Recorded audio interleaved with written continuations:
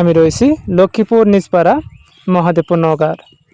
লক্ষ্মীপুর নিচপাড়া যে মাটির রাস্তা রয়েছে, এটা লক্ষ্মীপুর নিচপাড়া হইতে উপর লক্ষ্মীপুর পর্যন্ত যাওয়া যায়, অর্থাৎ গোহারা লক্ষ্মীপুর যাওয়া যায় এই রাস্তাতে।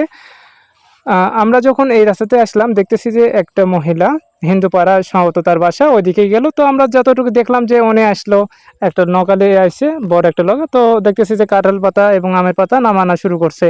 এবং দুই পাশে যে রাস্তার গাছগুলো রয়েছে আমরা যা দেখতেছি যে বেশ কিছু কাঁঠালের গাছ মরে গেছে এবং আমের গাছেরও পাতা শূন্যতা রয়েছে। বেশিরভাগ গাছে দেখতেছি পাতা নেই বলে চলে, তারপরেও সেই গাছগুলো থেকে কিন্তু কাঁঠালের পাতা এবং আমের পাতা নামানো হচ্ছে। এবং আমরা লক্ষ্য করতেছি যে দুই পাশে যে তাল গাছ লাগানো হয়েছে, তাল গাছের পাতাও দেখতেছি শূন্যতা রয়েছে। তাল গাছের কিছু গাছের পাতা একবারে নাই বলেই চলে, আবার কিছু গাছ মারা গিয়েছে।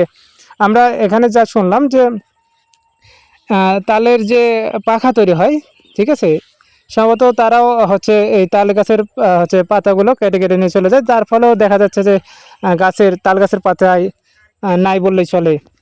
নিচ লক্ষ্মীপুর হতে উপর লক্ষ্মীপুর পর্যন্ত, অর্থাৎ রিপন চেয়ারম্যানের যে পুকুরটা রয়েছে, জেলাকড়ি, এখানে একটা ব্রিজ রয়েছে, হ্যাঁ, এই পর্যন্ত দেখা যাচ্ছে দুই পাশে যে রাস্তার যে দুই পাশে গাছগুলো রয়েছে সেগুলোতে পাতা নেই বললেই চলে।